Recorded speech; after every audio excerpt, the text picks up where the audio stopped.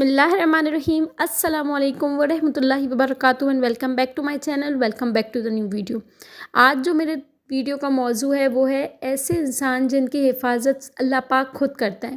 تو آج ہم دیکھیں گے کیا ہم ان خوش نصیب لوگوں میں سے ہیں، کس چیز کی ہمارے اندر کوتاہی ہے، آج ہم وہ چیز جانیں گے اور اپنے اندر بدلاؤ لائیں گے۔ اور دیکھیں یہ جو میں بتا رہی ہوں یہ میں خود سے نہیں بتا رہی، یہ حدیث شریف میں آیا ہے، اور جو حضور پاک صلی اللہ علیہ وآلہ وسلم نے قرآن پاک میں حدیث میں بتایا ہے وہ میں آپ لوگوں کو بتاؤں گی۔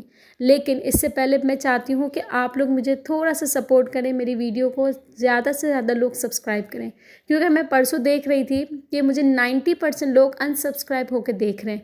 تو دیکھیں یہ ایک نیکی کی راہ ہے، میں آپ کے ساتھ نیکی کی باتیں شیئر کر رہی ہوں، اللہ کی باتیں، تو میں بھی ایک نیکی کر رہی ہوں، اور آپ لوگ مجھے دیکھ رہے ہو، مجھے سن رہے ہو، تو آپ بھی نیکی کر رہے ہو۔ اور کہتے ہیں نا کہ نیکی کا پھر اجر اللہ پاک دیتا ہے، اور آپ مجھے سبسکرائب کرتے ہو یا آپ میرا ساتھ دے رہے ہو تو یہ ایک صدقہ ہے۔ اور صدقہ تو میں نے آپ کو بتایا نا کہ صدقہ تو بلاؤں کو ٹالتا ہے، ضروری نہیں ہے کہ ہم پیسہ دے کر ہی صدقہ کریں۔ آپ کسی کی مدد کرتے ہو، کسی کو سلام کرتے ہو، کسی کا آگے مسکرا کر جواب دیتے ہو، کوئی بس میں چل رہا ہے تو آپ اس کو ہاتھ آگے کرتے ہو، حتیٰ کہ آپ کچھ بھی چھوٹی نیکی جو آپ کی نظر میں کچھ نہیں ہے لیکن وہ اللہ کے آگے بہت بڑی نیکی ہے۔ اور پتہ ہے نا صدقہ تو اللہ پاک کے ساتھ ایک وہ ہے، تجارت ہے، آپ کسی کے ساتھ ایک اچھائی کرتے ہو، کسی اللہ کی راہ میں ایک گناہ دیتے ہو تو اللہ پاک آپ کی راہ میں 4 اچھائیاں پیش کرتا ہے، 4 گناہ آپ کو ڈبل کر کے لوٹاتا ہے۔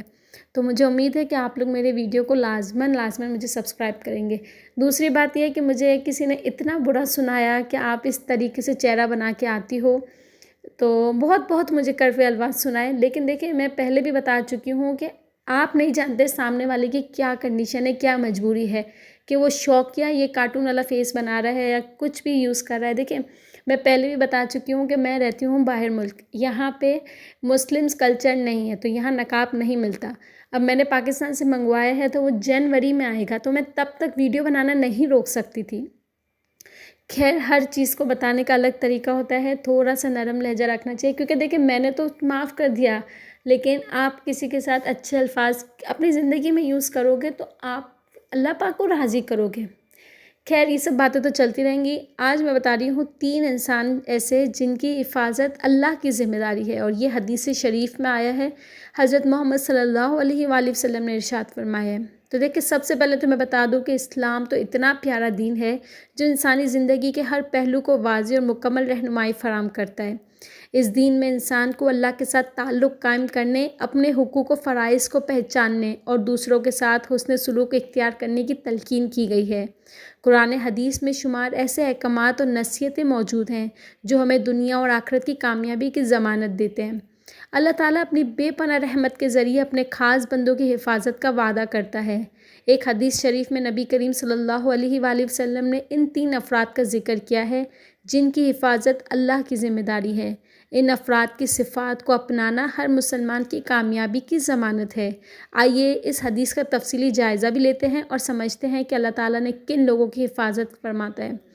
حدیث شریف کا ذکر ہے کہ حضرت محمد صلی اللہ علیہ وآلہ وسلم نے فرمایا کہ 3 قسم کے لوگوں کی حفاظت اللہ کی ذمہ داری ہے۔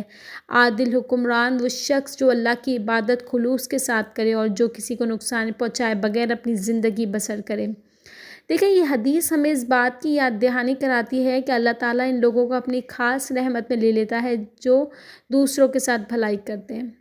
3 انسان ایسے ہیں جو اللہ کی حفاظت میں ہیں۔ سب سے پہلے ہے عادل حکمران۔ اسلام میں عدل و انصاف کی بڑی اہمیت ہے۔ قرآن سنت میں بار بار اس بات کی تاکید کی گئی ہے کہ ایک حکمران اپنے عوام کے ساتھ انصاف کرے اور ان کے حقوق کی حفاظت کرے، ہر فیصلے میں انصاف کرے چاہے وہ اس کے قریبی عزیز کے خلاف ہو، عوام کے مسائل کو سمجھے اور انہیں حل کرنے کی کوشش کرے، اپنے ذاتی خواہشات کو عوامی مفاد پر ترجیح نہ دے، اپنے اختیارات کو ناجائز طریقے سے استعمال بھی نہ کرے، کیونکہ قرآنی احکامات کے مطابق اللہ پاک فرماتا ہے بے شک اللہ انصاف کرنے والوں کو پسند کرتا ہے۔ اس کی اگر مثال دی جائے تو حضرت عمر فاروق رضی اللہ تعالی عنہ کی زندگی انصاف کی عظیم مثال ہے۔ ان کا عدل ایسا تھا کہ ایک یہودی بھی ان کے پاس اپنے مقدمے کے فیصلے کے لیے آتا تھا، کیونکہ وہ جانتا تھا کہ حضرت عمر رضی اللہ تعالی عنہ کے نزدیک انصاف سب سے زیادہ اہمیت رکھتا ہے۔ دوسرے نمبر پہ ہے صدق دل سے عبادت کرنے والا۔ عبادت اللہ کے ساتھ تعلق مضبوط کرنے کا سب سے بہترین ذریعہ ہے، لیکن عبادت کا اصل مقصد یہ ہے کہ وہ خلوص اور دل سے کی جائے۔ عبادت کسی دکھاوے یا بنیادی مقصد کے لیے نہ ہو، اللہ کی خوشنودی حاصل کرنے کی نیت ہو۔ اعمال میں اخلاص اللہ کی مدد اور حفاظت کا ذریعہ بنتا ہے۔ قرآنی تعلیمات کے مطابق اللہ پاک فرماتا ہے، اور انہوں نے حکم دیا کہ صرف اللہ کی عبادت کریں، اس کے لیے دین کو خالص رکھتے ہوئے۔ اس کی اگر میں عملی مثال دوں تو ایک شخص جو رات کی تاریکی میں تہجد کے نوافل پڑھتا ہے اور اپنے گناہوں کی معافی مانگتا ہے۔ صحابہ کرام رضی اللہ تعالیٰ عنہ کی عبادت کے دوران خشوع و خضوع کی مثالیں جیسے حضرت ابو بکر صدیق رضی اللہ تعالیٰ عنہ کا رونا۔ اور تیسرے نمبر پہ وہ شخص ہے جو دوسروں کو نقصان نہ پہنچائے۔ معاشرتی زندگی میں امن و سکون قائم رکھنے کے لیے ضروری ہے کہ ہر شخص دوسروں کے حقوق کا خیال رکھے اور کسی کو زبان یا ہاتھ سے نقصان نہ پہنچائے۔ اسلام میں حقوق العباد کو بہت ترجیح دی ہوئی ہے، بہت زیادہ اہمیت دی گئی ہے۔ ایک اچھے اخلاق اور ہمدردی کا مظاہرہ کرنا ایک مسلمان کی پہچان ہے۔ رسول اللہ صلی اللہ علیہ وآلہ وسلم نے فرمایا، مسلمان وہ ہے جس کی زبان اور ہاتھ سے دوسرا مسلمان محفوظ رہے۔ اور اگر ہم معاشرتی اہم آنگی کی بات کریں تو ہر شخص اپنی ذمہ داری کو سمجھے اور دوسروں کا احترام کرے تو ایک مثالی معاشرہ قائم ہو سکتا ہے۔ نفرت، حسد اور تکبر سے بچنے کی تاکید کی گئی ہے، اور اگر اس کی عملی مثال دی جائے تو حضرت علی رضی اللہ تعالیٰ عنہ کا ایک غلام کے ساتھ حسن سلوک، رسول اللہ صلی اللہ علیہ وآلہ وسلم کا وہ واقعہ جب انہوں نے ایک یہودی کی بیمار پرسی کی جو آپ صلی اللہ علیہ وآلہ وسلم کو تکلیف پہنچایا کرتا تھا۔ اللہ کی حفاظت بھی میں بتاتی ہوں کہ کچھ شکلیں ہوتی ہیں۔ اللہ کی حفاظت کی اتنی پیاری شکلیں ہیں، جیسے کہ ایک جسمانی حفاظت اگر اللہ کو کرنا ہو تو دشمنوں سے بچائے گا، بیماروں سے حفاظت کرے گا۔ غزوہ بدر میں جیسے اللہ نے مسلمانوں کو فتح دی، یہ ایک جسمانی حفاظت کی نشانی ہے۔ روحانی حفاظت اللہ پاک اس طریقے سے کرتا ہے جیسے گناہوں سے بچاتا ہے اور نیک اعمال کی توفیق دیتا ہے، برے خیالات اور شیطانی وسوسوں سے محفوظ رکھتا ہے۔ ایک طریقے سے ہوتا ہے دنیاوی کامیابی، اللہ ایسے لوگوں کے لیے رزق میں برکت عطا کرتا ہے اور ان کے کاموں میں آسانیاں پیدا کرتا ہے۔ اور چوتھی ہوتی ہے آخرت کی کامیابی، جسے اللہ پاک کہتا ہے جنت کا وعدہ اور اللہ کی رضا۔ دنیاوی مصیبتوں کا صبر کے ساتھ سامنا کرنے پر عظیم انعام ہے۔